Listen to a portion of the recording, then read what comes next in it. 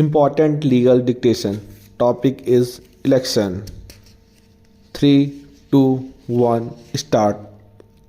On an careful reading of the aforesaid paragraphs of the election petition contained in Annexure 1 of the writ petition, it is clear that election petition contains an adequate statement of all material facts on which the allegations of not only illegality in counting of votes were founded, but specific allegations of manipulation and fraud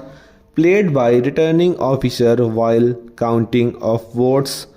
were labeled with material particulars. Not only this, but the petitioner had also adduced voluminous evidence to support the allegations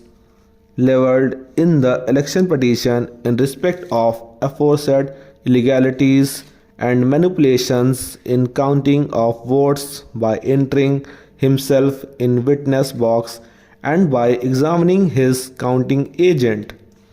The aforesaid version of election petition was also supported by other candidates by filling their affidavits before the election tribunal, which clearly established that the petitioner had adduced sufficient evidence affording a good ground for believing that manipulation was done and fraud was played while counting of votes by returning officer. Therefore, in my opinion, the only way to decide the dispute and to do complete justice between the parties was order for recounting of votes. From the perusal of impugned judgment and order passed by the election tribunal, it appears that the statement of petitioner and his agent in respect of manipulation in counting of votes has been rejected without any cogent reason. It appears that while dealing with issue, the election tribunal under wrong notion of law has illegally assumed that the petitioner was required to prove his allegations made in the election petition beyond reasonable doubt, whereas in view of legal position enunciated by Honorable Apex Court and this court from time to time as indicated herein before, such standard of proof for inspection of ballot papers for the purpose of recounting of votes is not at all necessary. The election petitioner was required merely to adduce such evidence on the basis of which allegations could be prima facie established,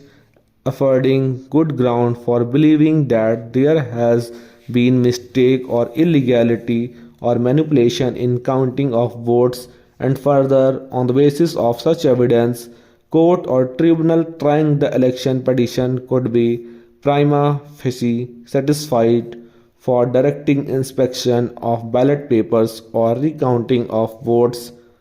A distinction between prima facie opinion and concluded opinion was required to be kept in mind, but while rejecting the prayer for recount of votes, in my opinion, the election tribunal has proceeded completely on wrong notion of law and rejected prayer for recount of votes on the ground that the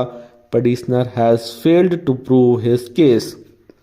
In this connection, it is to be noted that one, the allegations in the petition were not vague or indefinite or frivolous, rather they were very specific in terms and supported by oral evidence adduced before the election tribunal, inasmuch as affidavits of other candidates. There was sufficient material before the election tribunal affording good ground to believe the illegality or manipulation was done in counting. Stop.